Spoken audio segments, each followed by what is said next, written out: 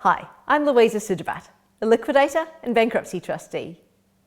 So today's question is, my company's in liquidation, but I would like to propose a deed of company arrangement to pay something to creditors and for control of the company to return to me as the director. Can I do this? So, a deed of company arrangement can only be proposed while a company is in voluntary administration. Now, liquidation is different from voluntary administration, but a liquidator has the ability to put a company into voluntary administration. It's not common, but it can and legally can happen.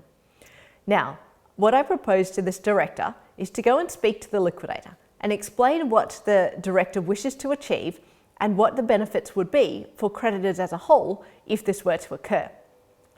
Because it is in the liquidator's discretion as to whether he or she chooses to put the company into voluntary administration, conduct that voluntary administration process for the deed of company arrangement proposal to be put to creditors and for creditors to vote on it.